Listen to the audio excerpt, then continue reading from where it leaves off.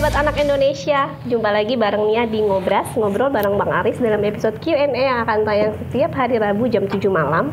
Untuk kepentingan terbaik anak, dukung terus Aris Merdeka Official dengan cara like, comment, share, dan subscribe. Nah, sahabat anak Indonesia, di sebelah Nia sudah ada Bang Aris. Apa kabar Bang? Apa kabarmu juga? Alhamdulillah Bang. Sehat ya? Iya. Terus semangat dan bergerak demi kepentingan terbaik anak. Oke. Abang, kegiatannya gimana nih minggu ini? Kan kalau kita lihat setiap minggu nih Abang bolak-balik Malang, Surabaya, Jakarta gitu. Itu sebenarnya ada apa sih Bang bolak-balik ke sana terus? Iya, jadi ada peristiwa kejahatan seksual yang dilakukan. Ya, semua orang tahu saya kira ya. Pemilik dan pengelola salah satu SMA Selamat Pagi Indonesia di Kota Batu Malang. Saat ini kasusnya sedang bergulir, sedang dalam proses persidangan, dan hari ini 16 Maret itu adalah meminta keterangan saksi kunci yang membenarkan laporan dari saksi pelapor yang saat ini juga sedang mempersiapkan diri untuk melakukan laporan ke Mabes Polri dan sebagainya. Ternyata data menunjukkan bukan saja korbannya anak pada usia anak maksud saya, tetapi juga terhadap perempuan dewasa dan sebagainya. Update-nya sekarang sedang dalam proses cuma disayangkan. Aduh, itulah yang masih terus saya prihatin terhadap penegakan hukum, walaupun ya terdakwa ini didakwa melalui ketentuan pasal 81, 82 dari Undang-Undang 17 2016 itu hukumannya di atas 5 tahun bahkan hukuman mati. Tetapi fakta menunjukkan dengan arogannya di dalam persidangan sebelum digelar itu tidak diborgol, tidak menggunakan baju tahanan, tidak diantar dijemput oleh mobil tahanan, tetapi dia bebas begitu saja, dan itu terbuka secara umum ketika media melaporkan. Nah, saya nggak tahu apa yang terjadi, kenapa Mahkamah Agung membiarkan itu, dan itu sebuah pertanyaan dalam penegakan hukum. Ini mencederai hukum kita. Ya, jadi berbanding terbalik dengan kasus yang berbanding terbalik ketika ya, misalnya kasusnya Heri Wirawan ketika dia dinyatakan melanggar atau dijerat atau didakwa Undang-Undang 17 tahun 2016, Kejati Jawa Barat memang adalah Kejati yang gila ya, karena menggunakan itu secara total dan menahan langsung. Tetapi ini tidak, gitu kan? Tidak ditahan. Padahal ancamannya sama, bahkan sampai umur selain seumur hidup hukuman mati dan sebagainya. Nah, ini menjadi pertanyaan. Itu yang membuat sampai hari ini saya tentunya prihatin terhadap ini. Dan besoknya ada juga seorang perempuan yang mengaku mengalami kejahatan seksual yang dilakukan oleh terdakwa yang saat ini sedang proses persidangan di Pengadilan Negeri Malang, akan melaporkan itu ke Mabes Polri. Ya, kejahatan itu memang kejahatan yang terancana sebenarnya, karena itu dilakukan sejak tahun 2009 sampai 2021. Korban-korbannya banyak. Cuma ada banyak korban-korban itu tidak mampu melaporkan itu karena itu tadi ketergantungan terhadap sekolah Selamat Pagi Indonesia itu, karena semua pesertanya itu ada yang yatim piatu, umumnya ya yatim piatu, ada yang yatim dan bahkan ada yang dari keluarga miskin dari berlatar belakang agama berbeda dari seluruh Nusantara. Jadi ada harapan-harapan itu yang membuat banyak siswa-siswi ini tidak mampu menceritakan atau melaporkan apa yang sedang terjadi. Semua saksi fakta yang dihadirkan dalam peradilan pidana dalam hal itu melakukan gugatan pra peradilan, saksi fakta itu secara katakan sudah disimulasi menyebutkan penjelasan-penjelasan yang sama yang merugikan korban. Bahkan yang menyakitkan ya, selain tidak ditahan itu si pelaku, walaupun ancamannya sudah sampai ancaman maksimal hukuman mati, tetapi si pelaku ini sudah menempatkan atau mengkonstruksi bahwa saksi pelapor itu adalah perempuan nakal, perempuan pengkhianat, tak tahu diri dan sebagainya. Nah, itu yang dibangun melalui lewat pengacaranya Nah tentu atas penjelasan dari terdakwa Julianto kan, dan semua mengatakan begitu, mengarahkan seperti itu. Nah sekarang mengarahkan lagi bahwa melalui salah satu stasiun televisi lah ya, itu mengarahkan bahwa ratusan anak-anak itu resah akibat dari laporan dari saksi pelapor. Takut itu ditutup dan itu. Padahal sejak awal itu tidak ada hubungannya dan kita tidak target itu sekolah tutup. Yang kita mau perangi adalah pelaku dari pengelola SPI, bukan menutup itu. Jadi memang konstruksi dan dibangun seperti itu. Tidak mau menjelaskan apakah sesungguhnya kejahatan itu terjadi atau tidak. Itu. Nah, ketika hakim mengatakan bahwa betul dia membawa ke kapal Karibian, ke Eropa, ke Malaysia, ke Singapura, beberapa siswa termasuk korban itu diakui, tetapi perbuatan cabul tidak diakui. Siapa yang mengakui perbuatan cabul di pengadilan? Kalau itu ya sudah nggak ada pengadilan, hukum saja kan gitu. Jadi itu hal biasa. Oleh karena itu janganlah rekayasa, janganlah menempatkan saksi korban ini, pelapor ini seorang perempuan yang nakal, tak tahu diri dan pengkhianat. Tidak ada seorang perempuan pun ya mengumbar dirinya rusak atau tidak rusak gitu ya, atau dia tidak pernah mengalami kekerasan seksual tapi mengatakan pada publik saya sudah diperkosa, saya sudah diperlakukan salah secara seks, saya sudah dijadikan budak seks, dan nggak ada itu. Fakta itu ternyata karena si saksi pelapor itu sulit menceritakan karena punya beban-beban tertentu dan janji-janji dari terdakwa. Oke, artinya korban sudah mau berbicara aja sudah bersyukur ya Bang. Tapi ketika sudah berbicara, sudah berani melaporkan, kemudian justru masyarakat atau bahkan dari pihak tertentu mengatakan perempuan nakal dan lain-lain, itu akhirnya membuat banyak korban kalau tahu kasus ini kan akhirnya sungguh kejam lah. Kalau itu terjadi pada cucu dan anak kita dan putri kita, apa yang terjadi?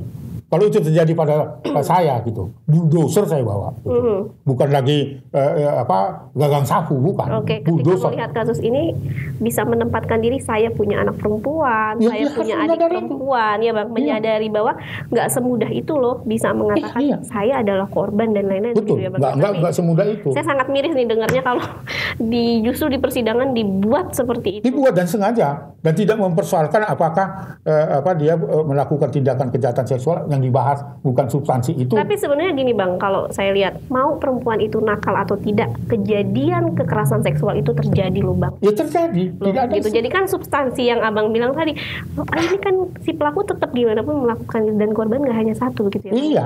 Dan itu artinya dikonstruksi seperti itu dengan misalnya pertanyaan-pertanyaan lawyernya. Ketika bicara tentang keabsahan yang mengarah pada pertanyaan visum. Kok pertanyaannya lawyernya, waktu kau di visum itu pakaianmu pakaian apa?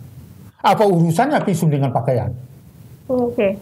Orang yang tidak pakai celana pun anak-anak, nggak ada urusannya, nggak ada hubungannya dengan kasus kekerasan seksual itu.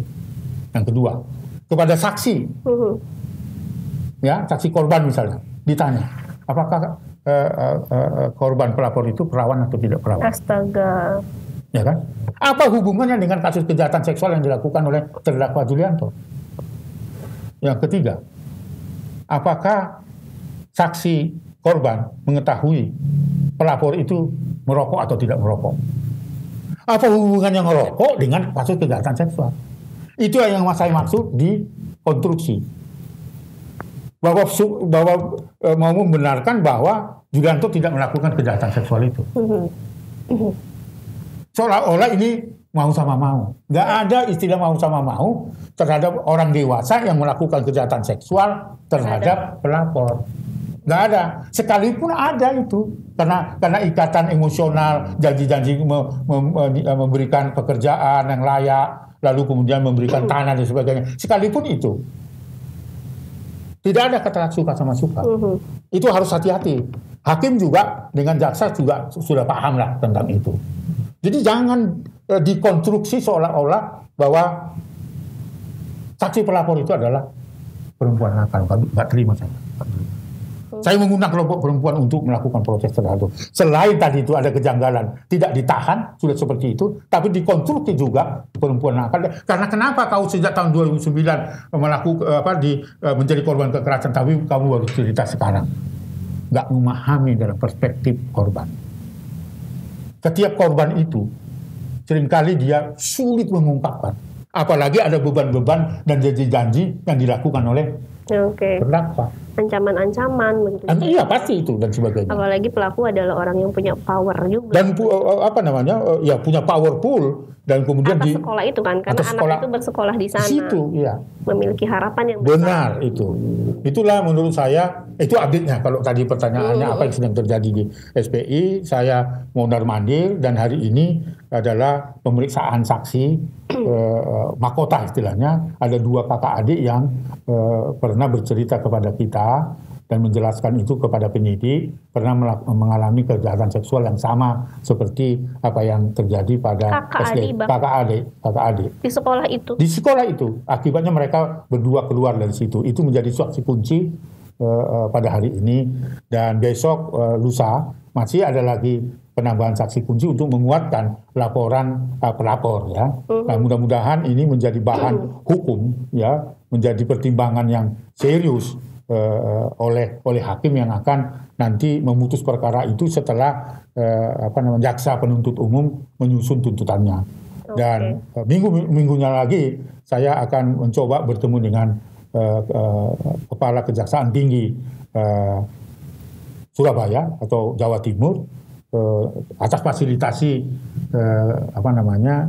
Kejaksaan Tinggi Jawa Barat, karena mereka punya pengalaman dengan kasus sama itu bisa dihukum, tuntutannya bahkan hukuman mati. Tetapi kemarin itu Heri Wirawan itu dituntut seumur hidup dan dibebankan perampasan harta dari si pelaku untuk menjadikan itu pembayaran restitusi untuk korban. Oke Bang, kita lanjut ke pertanyaan dari Kak Ratu Bolkis _ ya Bang. Silakan ya. Bagaimana bisa memiliki pribadi yang peduli? Nah, terutama seperti Bang Aris nih. Pertama saya harus katakan secara teologis, itu karena panggilan iman kita. Setiap manusia harus berguna bagi orang lain. Nah, itu teologis namanya. Ya. Sesuai dengan keyakinan kita masing-masing. Nia juga punya keterpanggilan dari hati. Itu bukan hanya kemauanmu, tapi ada perintah dari Tuhan bahwa kau harus bermanfaat bagi orang lain. Itu. Sehingga ketika saya membantu anak, itu dengan tulus. Bukan karena saya agar dapat pujian, enggak. Jadi kalau dia tulus, itu bisa spontan, karena panggilan. Kalau panggilan itu kita tidak laksanakan, saya merasa mengkhianati Tuhan. Karena anak itu adalah titipan Tuhan kepada kita, kepada saya. Kau nanti akan dititipkan ketika kau menikah. Ya. Itu titipan, bukan milikmu. Jadi jangan kau anggap itu milikmu. Itu adalah yang dititipkan. Karena apa ya? Secara teologis anak itu bukan atas kehendaknya lahir. Atas kehendak siapa? Tuhan. Karena kau dengan pasanganmu diberikan kesempatan untuk bisa bertanggung jawab, hidupmu berguna bagi anakmu itu. Dititip itu. Oleh karena itu, kampanye kita, perjuangan kita, jaga dan lindungilah anak yang menjadi titipan Tuhan. Yang berikut adalah keterpanggilan itu karena kita melihat sosok anak itu tidak mampu membela dirinya. Itu keterpanggilan yang kuat kalau itu mau ditanya seperti itu. Tentu tidak lupa dengan bagaimana kita terus berdoa, minta ampun terhadap kesalahan dan minta kekuatan. Jadi selalu doa saya paginya sebelum kerja, saya tidak berdoa minta pada Tuhan untuk menghindari apa yang sedang terjadi. Tetapi kuatkanlah iman saya untuk melakukan yang terbaik hari ini. Itu artinya kita menyerahkan gitu. Apa yang terjadi itu adalah kehendak Tuhan, bukan atas kehebatan kita, enggak. Bukan kehebatan kita. Itu saya kira ini bisa tim kreatif juga ya, itu bagian dari loyalitas terhadap keterpanggilan fungsi hidup kita. Karena hidup itu tidak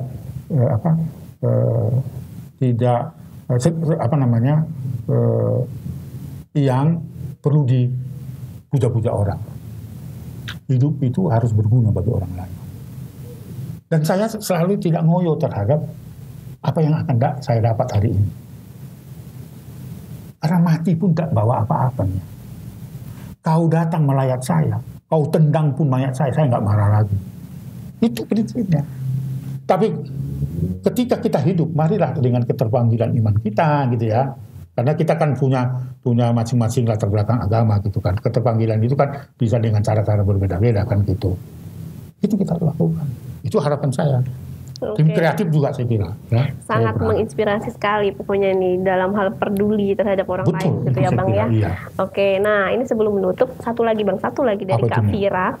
Katanya Kak Fira, Bang Aris mirip sama produsernya Komnas TV Anak ya. Alamak. Siapa produsernya? Mas Piki katanya. Oh iya, dia meniru-niru saya dulunya. Meniru-niru ya. Tapi nggak cocok. Masih aku yang lebih baik ya ini ya. Nah gitu. Tapi, mana sih Piki? Sesuai requestnya Kak Fira, Mas Pikinya in-frame dulu Bang. Oh gitu ya. Suruh in-frame, bener mirip nggak? Soalnya dia bilang gini Bang. Berarti Fira itu senang sekali sama jenggotnya si Piki. Katanya gini, Apa katanya? Katanya, Kak, Pak Aris sudah datang loh. Belum, orang mobilnya nggak ada. Enggak, itu Pak Aris mau sholat. Alamak.